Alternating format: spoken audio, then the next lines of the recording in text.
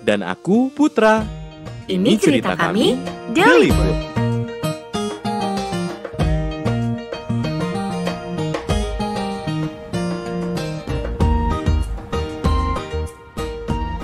Put, mohon maaf lahir dan batin ya. Mohon maaf lahir batin juga ya, Li. Gimana lebarannya, seru nggak? Seminggu nggak ketemu, rasanya kayak setahun ya. Lebay banget sih seminggu rasa setahun. Lebaran aku seru banget loh. Akhirnya ketemu saudara-saudara di kampung. Kamu lebarannya gimana, Li? Sama banget, Put. Aku juga seneng banget akhirnya bisa mudik. Ketemu saudara, kulineran, wisata sana-sini di kampung. Banyak banget deh. Loh. Banyak banget agendanya, Li. Ketemu orang banyak dong. Kamu pakai masker kan? Iya nih, Put. Jadwal aku selama di kampung padet banget. Sibuk deh pokoknya. Ya, awalnya pakai masker, tapi ujung-ujungnya dilepas. Hehehe. Li. Jangan mentang-mentang udah dibolehin mudik sama pemerintah, terus kamu gak jadi hati-hati. Kan jumlah kasus harian COVID-19 udah rendah, Put. Jadi boleh dong kita santai dikit. Jangan buru-buru mau santainya, Li. Sekarang kita lagi masa transisi dari pandemi ke endemi. Apa itu, Put? Protokol kesehatannya harus tetap dijaga, Li. Kita masih harus hati-hati dan tetap waspada. Meskipun kita sudah divaksinasi ya. Kamu gak mau kan nanti tiba-tiba habis lebaran kasus harian COVID-19 jadi melonjak tinggi? Takut banget loh, Put. Gak mau ah. Jangan sampai kejadian. Terus kira-kira berapa lama itu masa transisinya, Put? Kurang lebih 6 bulan, Li. Nanti dilihat lagi ke depannya. Kalau situasi sudah membaik, baru dibolehin gak pakai masker di luar ruangan. Tapi tetap pakai masker ya kalau di dalam ruangan. Oh gitu, Put. Aku kira COVID-19 udah gak ada. Ingat, Li, meskipun sudah masuk endemi, bukan berarti virus corona lenyap dari muka bumi. Jadi disiplin protokol kesehatannya harus tetap dijaga. Siap, Bos. Bos. Yaudahlah, lanjut kerja sana. Kamu kan udah kebanyakan cuti.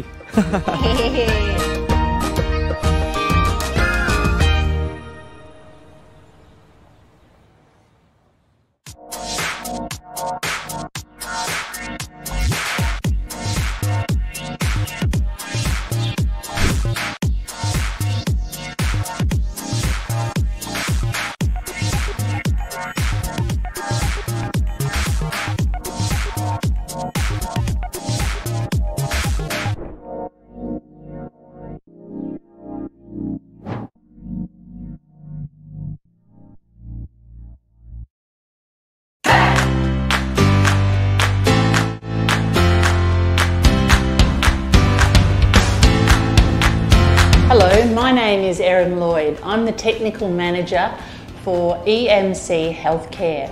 My portfolio includes nursing, quality and risk. EMC Healthcare is very excited to be celebrating the World Health Organization Hand Hygiene Day on the 5th of May. The slogan this year is Unite for Safety, Clean Your Hands.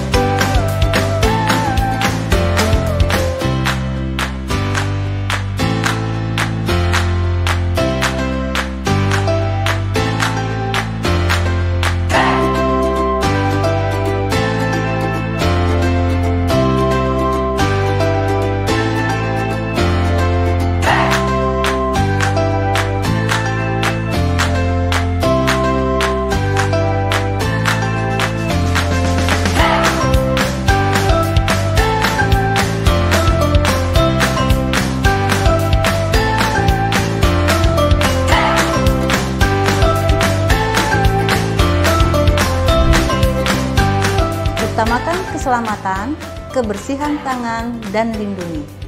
Tangan yang bersih adalah pelindung kesehatan. Jika kamu melakukan kebersihan tangan, maka kamu adalah pemenang.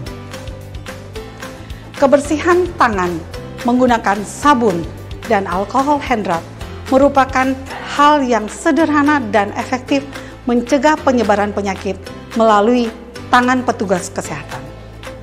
Petugas kesehatan selalu terlibat dalam memberikan perawatan yang bersih dan mencegah penyebaran infeksi. Kebersihan tangan dan kepedulian adalah dua hal yang berjalan bersama. Selamat Hari Kebersihan Tangan Sedunia 5 Mei 2022. We care with passion.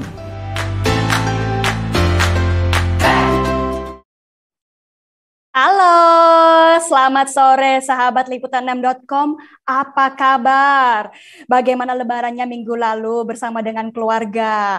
Semoga libur lebaran kemarin ini bisa mengembalikan semangat untuk kembali beraktivitas di hari Senin ini ya.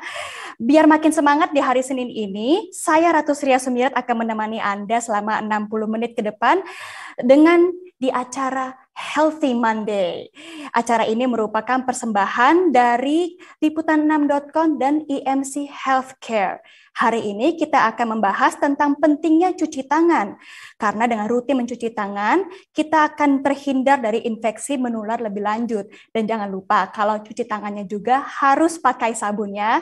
Kemudian sebagai informasi untuk sahabat liputan6.com, mungkin yang belum tahu nih, tanggal 5 Mei 2022 kemarin adalah Hari Kebersihan Tangan Sedunia atau World Hand Hygiene Day.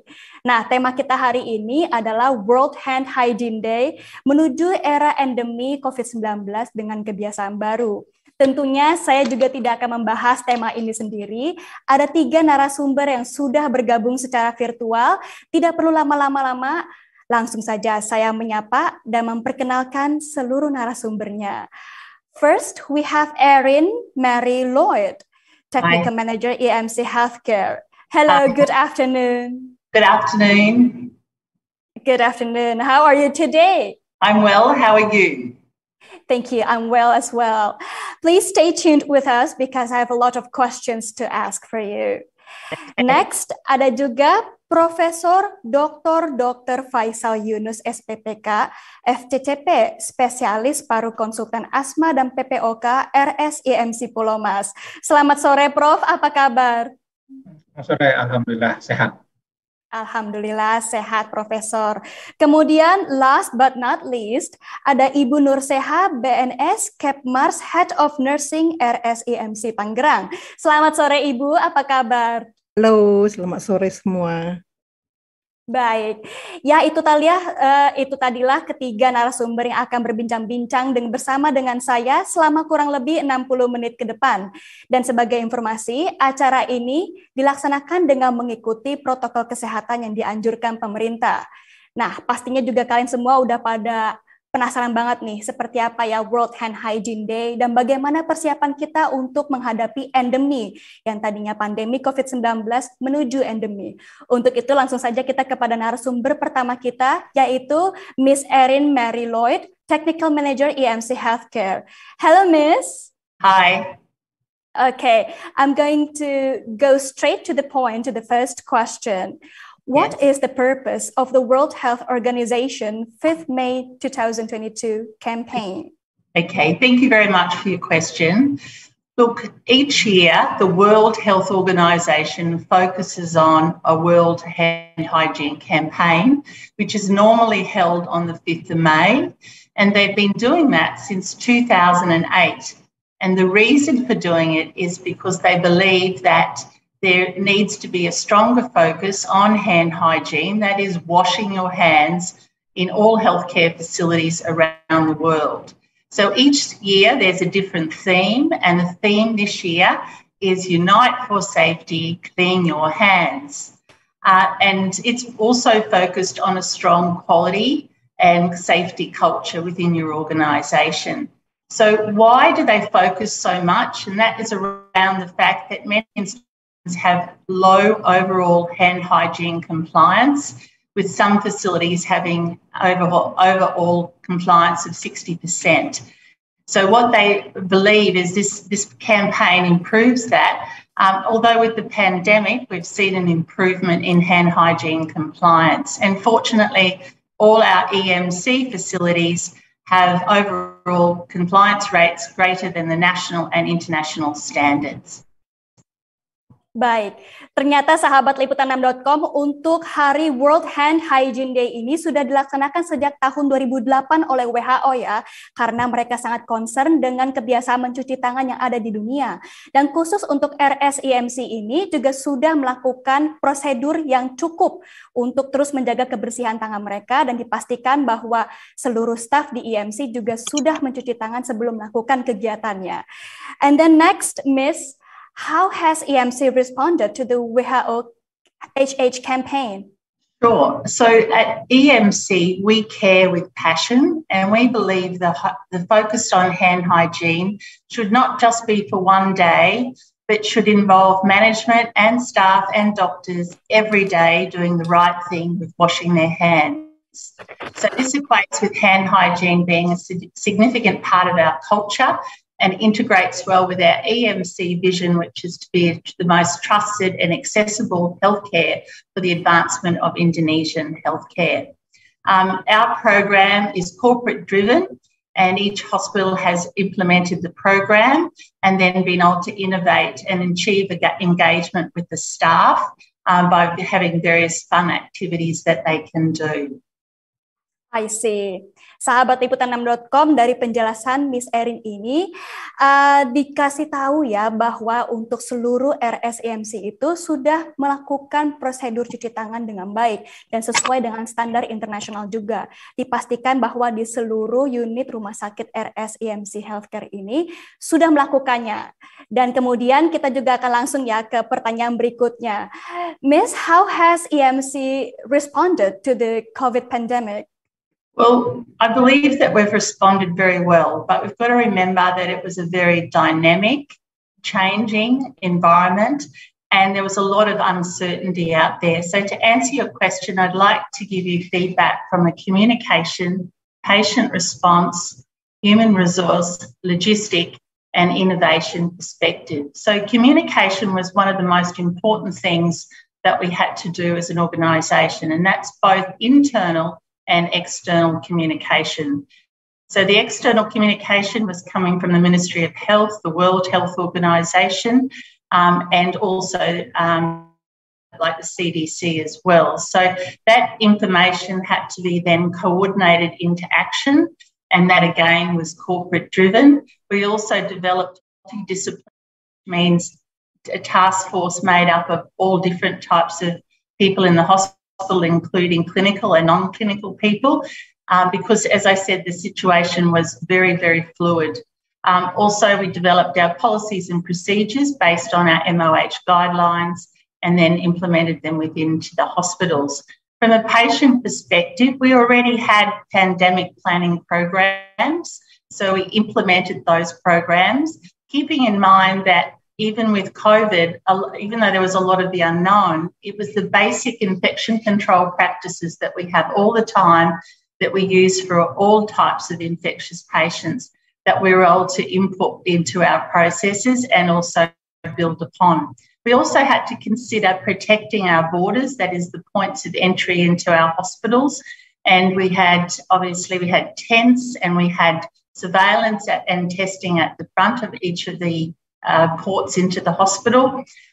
We also then had to think about screening both patients and staff, and we had to think about our patient flow measures. So we have all different types patients come to our hospital. These include patients who come to the polyclinic, patients who come to emergency, and then those that are routine admissions. So we had to really focus on how they were all going to be brought into the hospital. We then focused a lot on surveillance and tracing. So if someone was known to be infected, we had to then work out who they'd had contact with. And then we also had to deal with emergencies. So if it was an emergency case, we didn't always have time to test the patient. So we had to use full PPE and bring them into the hospital. Say it was an emergency operation, we had to then bring them up into the hospital, into the theatre, in a specific way so that we weren't endangering the health of our other patients. From a human resource perspective, this was extremely challenging because staff were often sick or had contacts. So at times we had a limited amount of staff, but we were able to work around that. And also, obviously, we needed to have adequate doctors and other staff within the organisation. So many times we provided accommodation on site. We supported our staff with meals and vitamins, and also needed to provide a lot of psychological support from them. From a logistics perspective, as we own our own pharmacy, radiology, departments and pathology, we had to think about our supplies and also our supply chains. And that also included having enough PPE, which is gowns and gloves and things to protect our staff and our patients. We also needed to think about having enough equipment, so we had to do regular checks on what we had and what we needed and keep an eye on our stock controls. But from any experience comes lots of learnings, and some of the better things that we learned, the innovations we now call them, are that we increased the amount of electronic screening in the hospital. We developed touchless systems for parking, for lifts and taps. We also further developed our telemedicine and also further developed our digital documentation through our electronic medical record. Baik, terima kasih banyak atas penjelasannya. Thank you very much for the explanation, Miss Erin. Nah, tadi dari Miss Erin itu menjelaskan bahwa dari RSIMC ini sendiri mengakui bahwa kondisi pandemi itu adalah kondisi yang sangat tidak bisa diduga ya. Banyak sekali perubahan yang terjadi di tengah kondisi pandemi ini. Namun RSIMC selalu siap menghadapinya dengan menjalin komunikasi yang baik itu secara internal maupun secara eksternal, yaitu dengan Kementerian Kesehatan sendiri maupun dalam internal rumah sakitnya. Kemudian RSIMC juga selalu mempersiapkan komunikasi yang baik dengan pasien-pasiennya dan menyediakan layanan telemedicine, di mana pasien tidak perlu langsung datang ke rumah sakit dan bisa langsung berkonsultasi dengan dokter melalui online. Dan jangan lupa bahwa RSIMC juga memastikan bahwa border rumah sakitnya sangat terjaga. Artinya bila ingin memasuki rumah sakit, disediakan satu pintu yang sama dan ada screening yang tentunya juga memastikan kesehatan para orang-orang yang masuk. Kemudian RSIMC juga memastikan kesehatan para stafnya dengan menyediakan makanan yang cukup dan juga fasilitas. Setelah itu terakhir RSIMC juga memastikan bahwa fasilitas yang ada juga cukup untuk menghadapi situasi emergency, di mana tiba-tiba ada orang yang membutuhkan bantuan atau pertolongan pertama, RSIMC siap untuk melakukannya. And then Miss, my last question to you. Yes. My last question for you, how does the general public prepare for the COVID pandemic? Yeah, well, thank you once again for the question. So as we move into the post-pandemic and into an endemic stage, although we need to note that COVID predictions have been difficult to do and that we've had around the world, we've had different increases in COVID. But people need to consider when there's an endemic infection, overall rates are generally static, but you may see increases and decreases in the COVID waves. Longer term, it may turn into this like the seasonal flu where we see it come and go. Therefore, everyone needs to be aware that COVID is still around. And if they can get infected, and if they have any symptoms, they need to consider getting tested. So I think the main key points here is that continue to wash your hands, wear your mask, socially isolate, and get vaccinated. It's one of the four most important things with protecting yourself from COVID. Yes, I do agree very much. Oke, sahabat liputan6.com, pesan dari Miss Erin ini adalah jangan lupa bahwa COVID-19 masih ada, meskipun sedang menuju endemi. Untuk saat ini statis ya, mungkin untuk tingkat infeksinya sendiri naik turun, namun cenderung statis, tapi jangan lupa bahwa pandemi ini masih ada dan jangan lupa untuk selalu mencuci tangan, memakai masker, dan jangan lupa juga untuk vaksinasi karena itu hal yang paling penting. Baik, itu dia tadi penjelasan dari Miss Erin. Okay, Miss Erin, Thank you very much for your explanation today. That is a very thorough explanation that I'm sure everybody is very happy to listen to. Thank you. Oke, sekarang selanjutnya kita berlanjut kepada narasumber berikutnya karena seperti yang kita ketahui saat ini Indonesia masih dalam kondisi pandemi COVID-19 dengan banyaknya sekali tren indikator pengendalian pandemi yang terus menunjukkan ke hal yang positif. Indonesia sudah mulai bersiap-siap membuat langkah menuju ke era endemi. Proses transisi menuju endemi ini bukan berarti kasus COVID-19 tidak ada sama sekali, sahabat liputan6.com, karena hingga saat ini kasus tetap masih ada. Berdasarkan data komunitas, sebagian besar penyintas COVID-19 di Indonesia mengalami long COVID. Nah, banyak yang belum tahu nih, long COVID itu seperti apa gejalanya, terus apa aja juga kiat untuk mengatasinya. Untuk itu langsung saja kita mengobrol dengan ahlinya, Profesor Dr. Faisal Yunus SPPK, FCCP, spesialis paru, konsultan asma dan PPOK RSIMC Pulomas. Halo Profesor, bagaimana kabarnya? Baik Profesor, maaf masih ke-mute nih kayaknya suaranya. Halo Profesor. Ya, halo. Iya, baik. Sudah kedengaran suaranya. Ya, alhamdulillah sehat.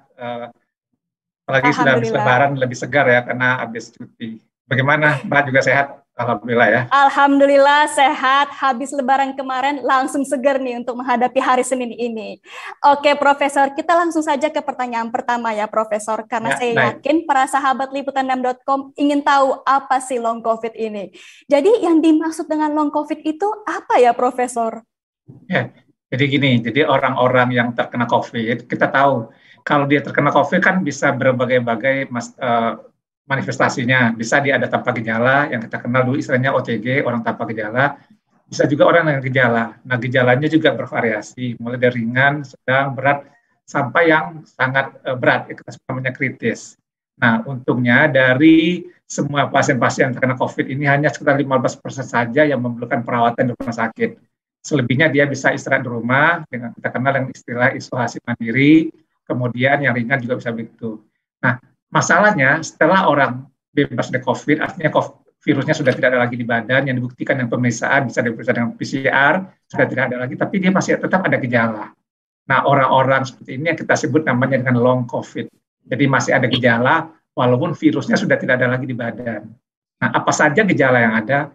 Gejala yang ada juga bervariasi. Jadi mulai dari gejala respirasi atau pernafasan, mulai dari sakit tenggorok, batuk-batuk, batuknya bisa kering, bisa berdahak, kemudian bisa juga berat di dada, sesak nafas, kemudian juga ada gejala yang lain di luar itu. Bisa gejala berhubungan dengan saraf seperti nyeri otot, pegal-pegal, rasa lemah, ototnya malas untuk bergerak, dan kemudian juga gejala yang lain seperti gangguan tidur, gangguan pelupa, konsentrasinya berkurang. Kemudian juga ada gejala saluran cerna, mulai dari yang sederhana, rasa mual, muntah bahkan, sakit perut, dan juga ada diare. Dan gejalanya juga ada, misalnya gejala palpitasi atau berdebar-debar, ini gejalanya ke jantung, bisa juga gejalanya ke ginjal, ke hati. Jadi banyak tergantung organ yang mana yang terkena COVID itu dan memberikan gejala. Nah, gejala ini berlangsung bervariasi ya Mbak ya. Ada yang sampai 12 pekan, kita sebut namanya long COVID akut. Ya, kalau hanya sampai 12 pekan, sekitar 3 bulan long COVID akut. Tapi ada juga berlanjut lebih lama, bahkan sampai 1 tahun. Nah, kita sebut sebagai long COVID yang kronik atau kronik long COVID. Jadi seperti itu tentang long COVID. Jadi kalau orang sudah selesai COVID, masih ada gejala apapun gejalanya, bisa juga demam, bisa juga sakit kepala, patut kita curiga jangan-jangan ini adalah long COVID. Seperti itu Mbak. Baik Profesor, tapi ini artinya pasien tersebut sendiri apakah sudah negatif atau masih positif dalam posisi mengalami long COVID ini? Ya, nah makanya disebut long COVID kalau dia sudah negatif. Jadi virusnya sudah tidak ada sebenarnya dalam badannya, tapi gejalanya masih ada. Baiklah. Bagaimana bisa terjadi long COVID ini, Profesor? Nah, jadi seperti kita ketahui, virus ini kan masuk dalam badan kita, kemudian menimbulkan reaksi kita sebut namanya inflamasi. Saya kira semua pemirsa sudah pada dengar ya apa itu inflamasi, ada keradangan dalam tubuh kita. Nah, jadi walaupun virus sudah tidak ada, tapi radangnya masih berjalan. Nah, ini yang menyebabkan timbulnya gejala-gejala tadi. radangnya masih berjalan tergantung di organ mana. Ya, seperti tadi saya sampaikan, kalau di organ pernafasan, tentu gejalanya gejala-gejala pernafasan. Kalau di organ-organ saraf, tentu gejalanya gejala yang tadi saraf yang misalnya nyeri otot, kemudian rasa pegal-pegal, lemas, sebagainya. Bisa juga gejalanya seperti yang juga sering dialami orang, rasa penciumannya yang menghilang atau berkurang, kemudian juga rasa pengecapannya berkurang, itu juga bisa terjadi. Jadi artinya keradangan itu masih terus berlangsung walaupun virusnya sudah tidak ada lagi di dalam badan kita. Baik, siapakah yang punya resiko terjadinya long COVID? Nah, betul. Jadi ini penelitian di Inggris mendapatkan dari semua pasien COVID, apakah dia tidak bergejala, gejala ringan atau sampai yang berat, karena di Inggris itu kan semua orang ditres ya, diperiksa. Jadi walaupun apalagi kalau ada terdengar ada suatu tempat ada COVID, maka semua orang dari studi diperiksa. Jadi mereka punya data berapa orang pasien COVID. Nah, dari semua pasien COVID itu sekitar 19,7%, nanti seperlimanya itu mempunyai gejala long COVID. Nah, penelitian kita di Persahabatan adalah rumah sakit rujukan nasional untuk paru, itu pasien-pasien yang sudah pernah dirawat, kemudian pulang ke rumah dan diteliti, ternyata sekitar 65,7%, jadi 2/3 lebih itu masih punya gejala yang long COVID tadi, Mbak. Nah, kemudian ada dari studi di literatur mengatakan ada orang-orang tertentu punya risiko untuk terjadi long COVID. Siapa mereka? Yang pertama, perempuan lebih banyak untuk menderita long COVID dibanding laki-laki. Yang kedua, kalau umurnya atas 50 tahun, kemungkinan untuk menderita long COVID juga lebih sering dibandingkan kalau umurnya lebih muda. Selanjutnya, kalau dia punya komorbid, kita tahu komorbidnya kan banyak ya, dan kita juga semua dengar bahwa orang-orang yang punya komorbid akan lebih parah kalau dia terkena COVID. Nah, kalau dia punya komorbid lebih dari 2, apa saja komorbidnya terserah. Apakah hipertensi, apakah diabetes, apakah penyakit yang lain, kalau dia punya komorbid lebih dari 2, itu juga akan lebih sering terkena long COVID. Selanjutnya berat badan. Jadi orang-orang yang punya berat badan lebih, atau kalau kita pakai istilahnya perhitungan indeks massa tubuh, itu kalau indeks massa tubuhnya lebih dari 30, itu dia punya kemungkinan untuk terkena long COVID lebih sering dibandingkan orang yang berat badannya tidak sampai lebih, seperti itu, Mbak.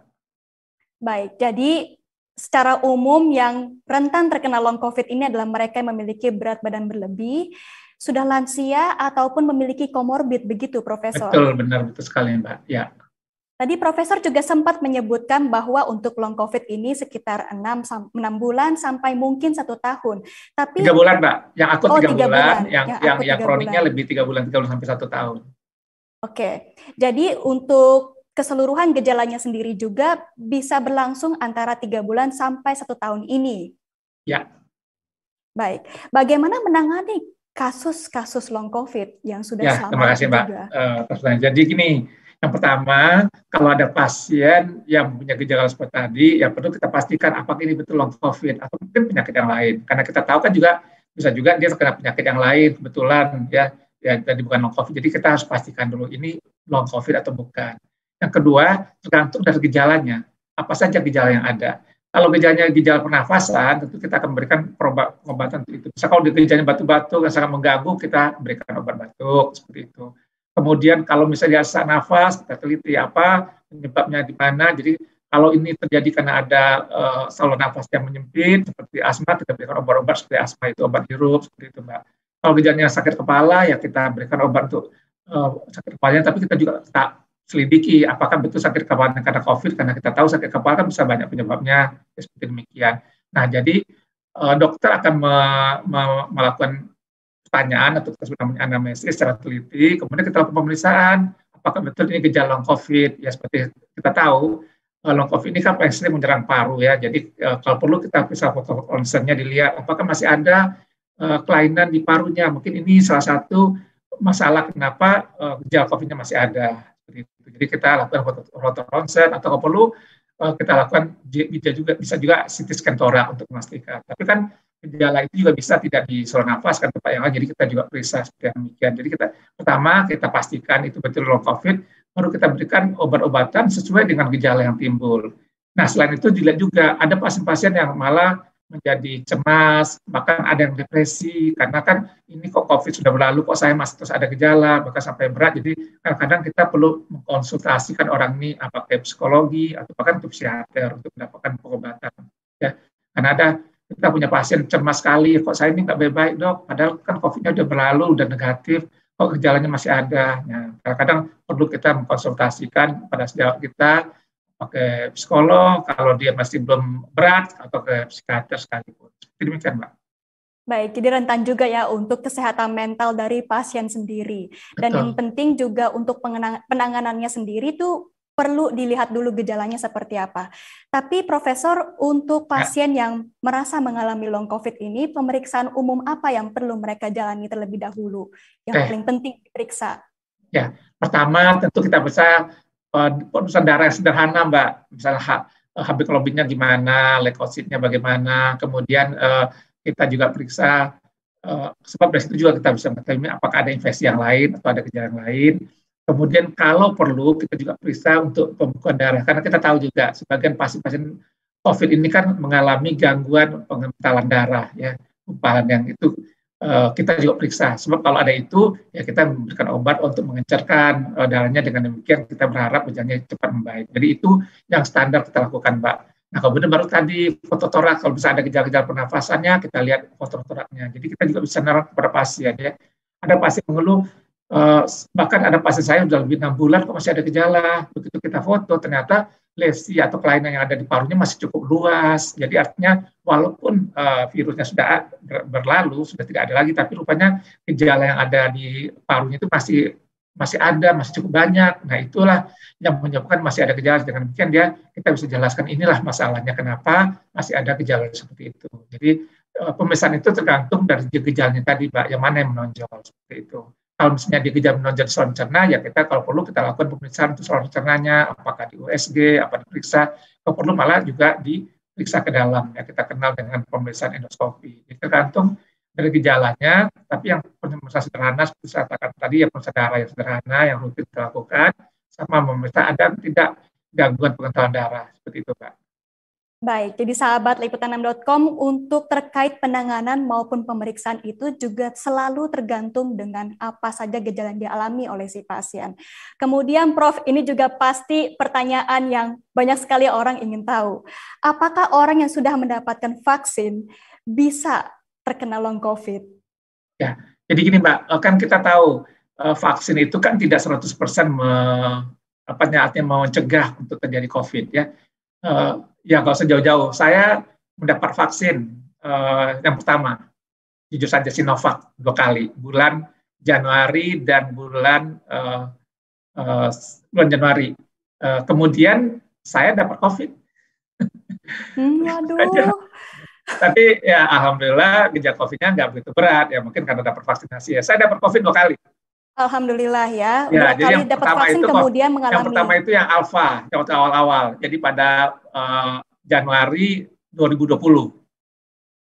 Januari 2020, betul. Kemudian, jadi saya divaksinasinya baru 3 bulan, kan harus April divaksinasi, sama April 1 bulan kemudian, April dan Mei. Saya Juni kena lagi COVID yang Delta. Tapi kan untung saja karena sudah divaksinasi tidak begitu berat kena Delta. Ya, jadi bisa. Jadi vaksinasi tidak mencegah terjadinya COVID. Dan kalau ada COVID kan mungkin terjadi COVID juga ada. Ya. Ya, di tempat kita juga saya pernah ada ya, dokter itu kena COVID-nya 3 kali, bahkan ada 4 kali. Kenapa bisa demikian? Kan kita tahu COVID ini kan dia virusnya bermutasi. Nah kalau dia bermutasi ya mungkin dengan vaksinasi yang ini dia tidak mempan, jadi dia masih terkena COVID, tapi biasanya kalau sudah divaksinasi, kalaupun terkena COVID, biasanya gejalanya lebih ringan, tidak lebih berat. Nah, orang-orang ini apakah dia akan terkena long COVID juga, masih ada kemungkinan. Tapi seperti saya katakan tadi, biasanya gejalanya lebih ringan atau tidak sampai fatal dibandingkan kalau orang tidak divaksinasi, seperti demikian, Pak. Baik, jadi mungkin untuk sederhananya itu, influenza pun juga kita kan selalu kena ya setiap tahunnya, dokter. Ya sama kan virus COVID ini kan sama juga dengan virus influenza kan, nanti kan kalau dia sudah menjadi endemi maka orang menganggap tidak akan hilang, tapi nanti gejalanya seperti influenza, seperti flu biasa.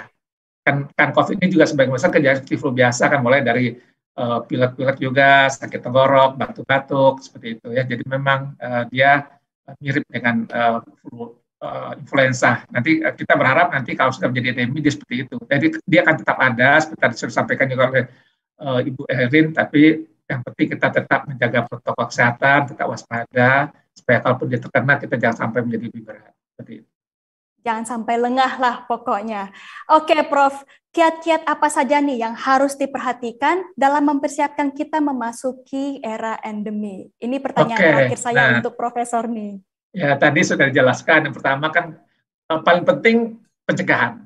Ya, kalau udah terkena kan ya syukur kita bisa obati. Kalau nanti kecuali kalau berbagai hari kita nggak bisa meramalkan kita kenanya nanti gimana. Tapi pencegahan pertama ya tadi memakai masker tetap ya selama masih dianggap ini masih banyak ya kita pakai masker. Kedua tadi cuci tangan. Kenapa? Karena kan orang sering nggak sadar tangannya menggosok mata atau dekat ke mulut atau apa. Nah itu ada tempat masuknya COVID. Jadi COVID itu masuknya lewat mukosa. Mukosa itu apa? Selaput yang ada di pelopak mata kita atau ada di mulut kita, di bagian dalam itu kan ada bagian yang lunak itu namanya mukosa. Dia masuk dari situ. Nah, kalau kita nggak sadar kan kita kan bisa saja megang apa, apalagi kalau kita memasuki fasilitas umum kan pegang pintunya atau pegang itunya tangga kan mungkin aja bisa ada virusnya di sana kan. Nah, jadi nanti kalau kita melap mata kita, menyentuh wajah kita, kena mulut, nah, jadi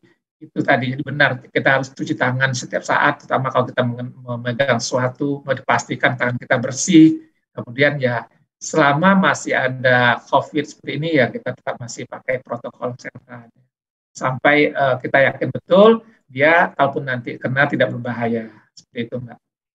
Nah pas deh untuk sahabat liputan6.com diingat juga ya tadi Miss Erin sudah bilang bahwa untuk kita bisa terhindar dari COVID-19 yang terpenting adalah selalu mencuci tangan. Begitu juga yang dijelaskan oleh Profesor sekarang ini. Mencuci tangan adalah nomor 1. Terima kasih banyak Profesor atas penjelasannya. Itu dia penjelasan dari Profesor Dr. Faisal Yunus SPPK FCCP, spesialis paru konsultan asma dan PPOK RSIMC Polomas. Baik dokter, baru saja kita mendengar penjelasan dari Profesor Faisal tentang cara mengatasi long COVID dan salah satunya adalah bagaimana cara menangani kasus long COVID. Penasaran nggak sih bagaimana penerapannya di rumah sakit? Nah langsung aja yuk kita ngobrol dengan Ibu Nur Seha BNS, Kepmars Head of Nursing RSIMC Tangerang. Halo Ibu. Halo Bu Ratu. Baik Ibu, semoga keadaannya baik selalu ya, Ibu Nur Seha. Ya, amin. Amin. Ibu langsung saja nih kita ke pertanyaan pertama. Bagaimana Ibu Nur Seha merayakan kebersihan tangan di Tangerang? Oke, rumah sakit kami, EMC Group itu mempunyai program khusus untuk tentang kebersihan tangan. Tentu dalam rangka Hari Kebersihan Tangan Sedunia yang jatuh pada tanggal 5 Mei 2022 ini, kami mengadakan dekorasi setiap unit, activity untuk setiap unit, tentu dengan tema Unite for Safety, Wash Your Hand. Nah, ini juga tujuannya adalah bagaimana mempromosikan betapa pentingnya mencuci tangan. Dan ada juga membuat video edukasi bagaimana melakukan cuci tangan dengan benar. Itu juga kami lombakan antar grup 6 rumah sakit. Dan hari ini, hari puncak perayaannya, kami juga mempunyai duta-duta kebersihan tangan yang terjun langsung ke lapangan bertemu dengan pasien-pasien, baik di rawat jalan, di rawat inap.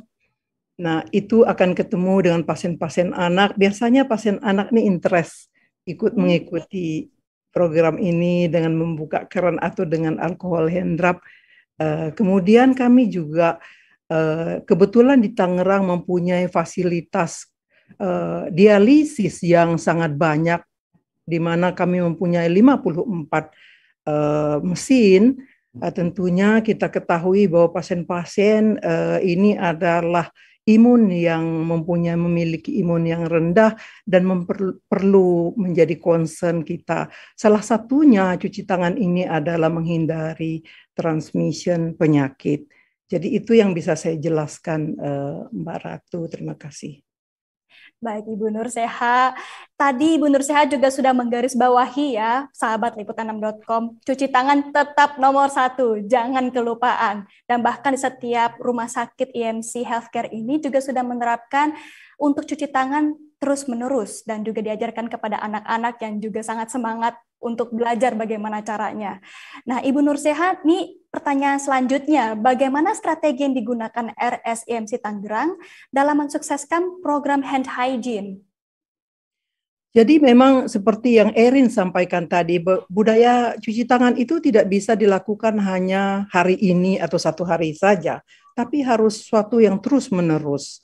Nah, tentu dari komitmen daripada manajemen juga tentu harus sama antara manajemen, top manajemen dan level down level.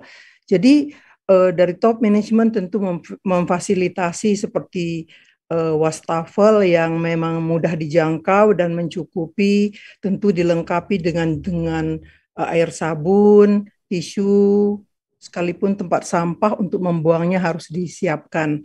Nah, juga stafnya sendiri harus kita lakukan rutin mandatory training bagaimana melakukan cuci tangan yang betul dari segi baik dari dokter, perawat, sekalipun tenan yang ada di rumah sakit, kita harus dilakukan mandatory training dan dilakukan kompetensi terhadap staf-staf itu sendiri. Kemudian juga membuat banner. Ya, jadi kita juga membuat banner di mana-mana sehingga bisa dilihat.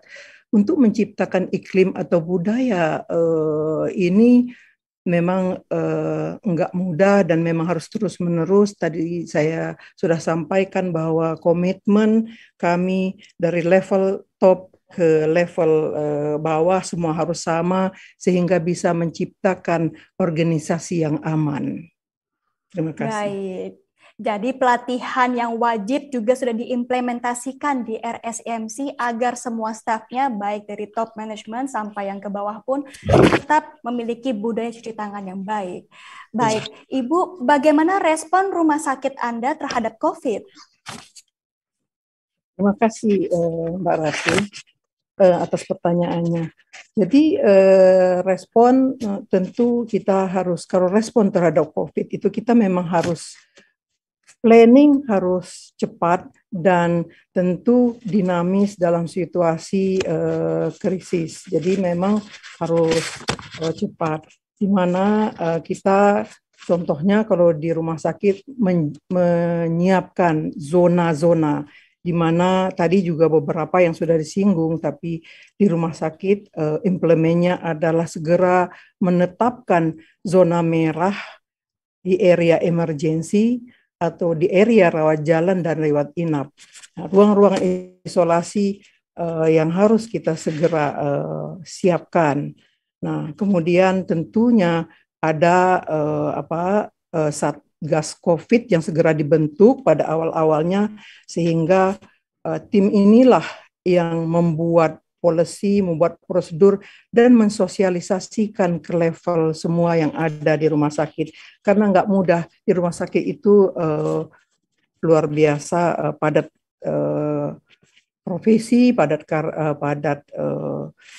jadi memang nggak mudah di dalam mensosialisasikan untuk terlaksana dengan baik. Tentu persediaan lain seperti tadi sudah disebutkan juga, alat pelindung diri harus disiapkan sesuai dengan kebutuhan. Nah, itu juga terus kemudian staf tadi juga sudah disebutkan Erin bahwa di mana mereka harus kita perhatikan juga dari mulai pembagian tugasnya, terus bagaimana tentang screening untuk mereka supaya mereka juga bisa aman di dalam bertugas tentunya di bagian COVID. Itu mungkin Mbak, yang saya bisa. Pastinya tidak mudah ya untuk mengubah kebiasaan, tapi harus tetap terus berusaha untuk mengimplementasikan kebiasaan mencuci tangan yang baik di RSIMC Healthcare. Baik, Bu Nur Seha, kita akan berlanjut kepada pertanyaan terakhir untuk Ibu. Apa Ya. saja inovasi yang berkembang dari pengalaman pandemi ini?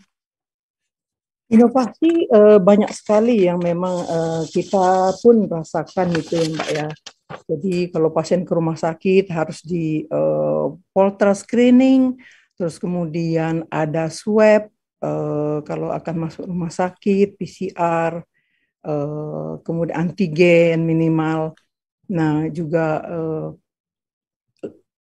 touchless, di mana-mana kita menyiapkan touchless, tidak ada yang tersentuh.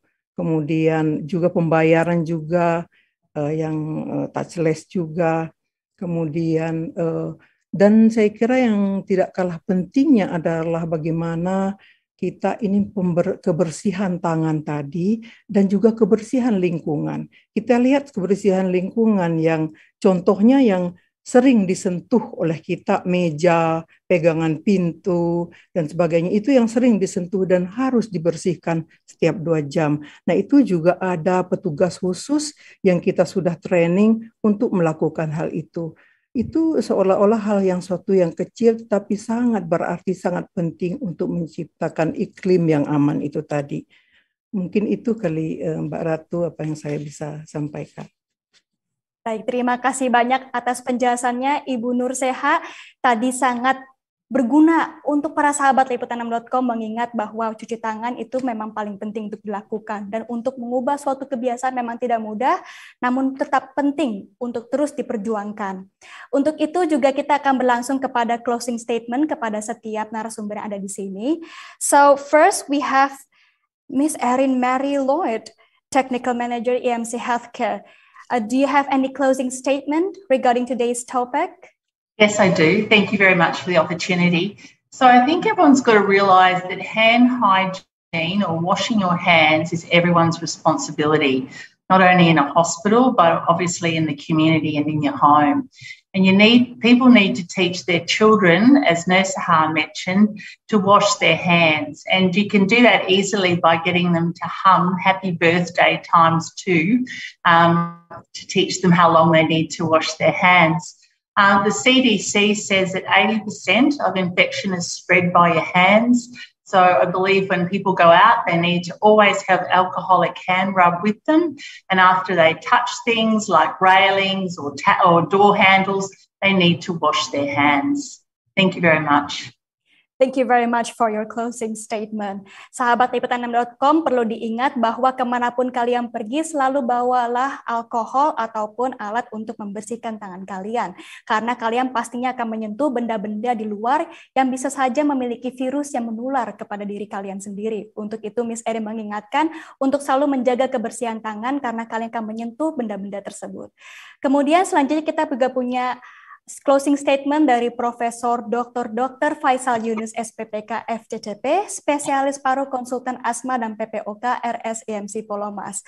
Baik, Profesor, apa closing statement dari Anda? Terima kasih, Mbak Ratu. Jadi gini,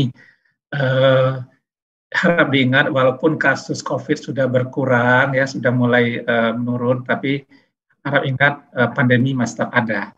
Jadi selama WHO belum menyatakan bahwa kasus COVID ini sudah menjadi endemi, maka kita tetap waspada. Jadi tetap jaga protokol kesehatan, memakai masker, kemudian tadi sudah sebut berkali-kali mencuci tangan, kemudian satu lagi kalau ada gejala-gejala seperti yang sudah kita semua tahu, periksakan diri, apakah itu COVID atau bukan, karena begitu Anda terkena COVID, tidak diobati dengan baik, dia akan menularkan pada orang lain. Ya.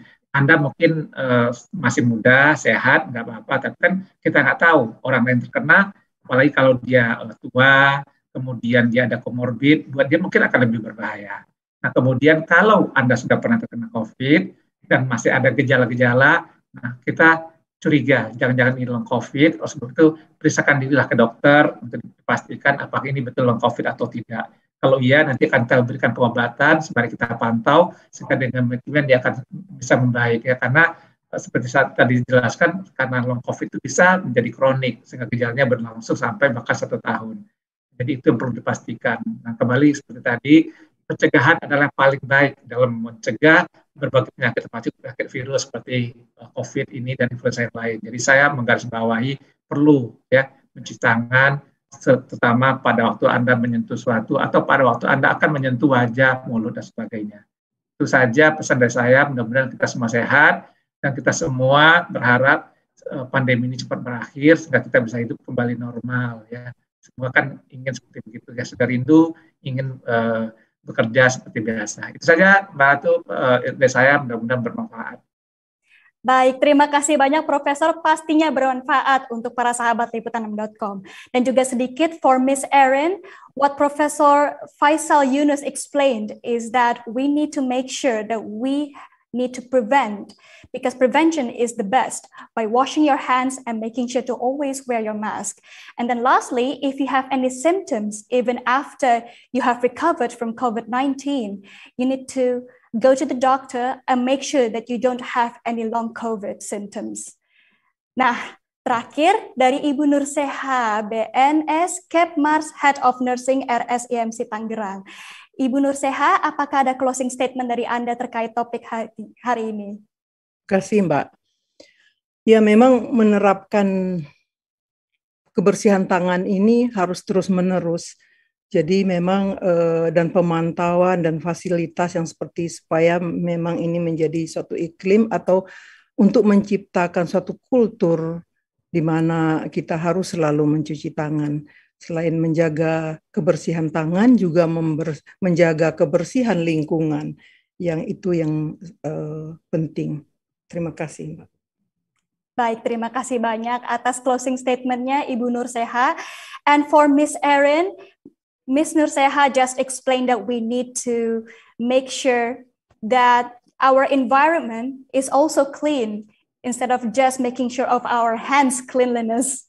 So the environment needs to be clean as well. Baik, itu dia penjelasan untuk hari ini para sahabat liputan6.com. Kita juga jangan lupa ya bahwa untuk setelah closing statement ini, kita juga akan menutup acara, tidak akan menutup acara sampai sini saja, karena sahabat liputan6.com juga pasti sudah tidak sabar untuk bertanya ke narasumber kami. Sudah antri nih sepertinya, ada beberapa pertanyaan, tapi sayangnya karena waktu yang terbatas, saya akan bacakan beberapa saja. Nah, firstly, we have a question for Miss Erin.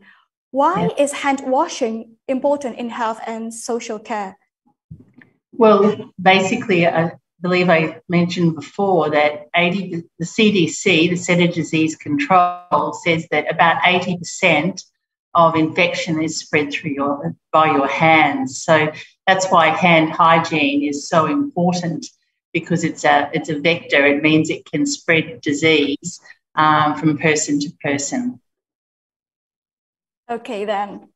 Jadi memang untuk kebersihan tangan ini sangat penting karena bisa saja kita terinfeksi virus dari mana saja. Bahkan dari antar orang ke orang pun itu juga bisa menjadi suatu hal yang membahayakan. Sehingga itulah pentingnya menjaga kebersihan tangan. Thank you very much for the answer, Ms. Erin. Next, we have a question for Professor Faisal. Prof, jika sudah sembuh dari long COVID, apakah masih perlu divaksinasi? Wah, di pertanyaannya terkait yang tadi juga nih ya, Prof. Ya, jadi seperti saya katakan tadi, long COVID adalah gejala setelah dia terkena COVID. Nah, COVID ini kan mutasinya bermacam-macam. Pada waktu awal kita kenal ada strain alpha, kemudian pada bulan Juni, terutama pada tahun 2021 itu Delta. Nah, belakangan ini kan Omicron. Nah, kita nggak tahu, kan virus ini pintar. Ya. Kalau dia nggak pintar, dia akan mati, akan hilang. Nah, dia pintar, jadi dia selalu punya cara gimana supaya dia tetap eksis. Jadi dia melakukan mutasi. Kita nggak tahu apakah ada mutasi yang lain lagi nanti. Jadi masih ada kemungkinan kalau ya kita berharap sih nggak ada lagi ya mutasi, nggak ada lagi. Tapi kan kita nggak tahu. Jadi menurut saya tetap saja kalau ada kesempatan vaksinasi saja. Toh vaksinasi kan suatu hal yang kita semua udah kenal ya. Anak-anak kan divaksinasi cacar, divaksinasi untuk polio, divaksinasi untuk yang lain-lain. Kenapa untuk COVID nggak mau divaksinasi? Jadi tetap saja silahkan divaksinasi kalau Anda belum divaksinasi. Apalagi kalau mau kemana-mana loh. Karena kalau mau pergi kemana, dilihat udah vaksinasi apa belum. Ya nggak usah jauh-jauh, nggak usah naik kereta aja ditanyain. Nanti kan susah mau bergerak kemana-mana, apalagi belum divaksinasi, kan seperti itu. Jadi anjur saya tetap saja silakan divaksinasi. Begitu Mbak. Terima kasih Prof. Diingat ya sahabat liputan6.com, bahkan kalau mau pergi pun juga perlu nih vaksinasi karena akan ditanyakan. Jadi meskipun kalian juga sudah sembuh dari long COVID, tetap ya vaksinasi penting dan juga untuk kebutuhan bepergian kalian juga pastinya vaksinasi itu akan dibutuhkan. Baik, terakhir untuk Ibu Nurseha, ada pertanyaan juga ini dari penonton kita. Baiknya berapa lama mencuci tangan dan apakah perlu sabun khusus untuk cuci tangan? Cuci tangan adalah ada yang sosial cuci tangan itu di mana kita cuci tangan yang rutin. Jadi kalau yang dimaksud di sini adalah cuci tangan yang rutin. Dia cukup 5 detik saja. Baik, 5 detik dan kemudian juga untuk sabunnya bisa sabun apa saja, yang penting sabun yang sudah dirilis ya di Indonesia. Ya, sabun yang biasa, artinya normal deterjen. Oke, baik, terima kasih banyak atas penjelasannya Ibu Nurseha, dan itu dia sahabat liputan6.com, kita telah sampai di penghujung acara. Terima kasih kepada seluruh narasumber yang sudah hadir, yaitu Miss Erin Mary Lloyd, Technical Manager EMC Healthcare. Thank you so much for joining us today. My pleasure. My Thank pleasure you. as well. Thank you very much. Dan kemudian juga terima kasih kepada Profesor Dr. Faisal Yunus SPPK, FCCP, Spesialis Paru, Konsultan Asma dan PPOK, RSIMC Pulau Mas. Terima kasih atas waktunya, Profesor. Terima kasih sama-sama. Semoga sehat selalu ya.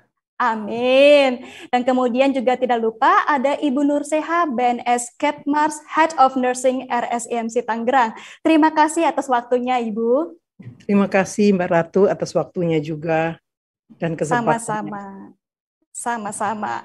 Semoga sahabat liputan6.com mendapatkan manfaat dari obrolan kami hari ini. Sekarang saatnya saya Ratu Surya Sumirat pamit undur diri. Sampai jumpa lagi di Healthy Monday dalam topik lainnya. Sampai jumpa. Dah.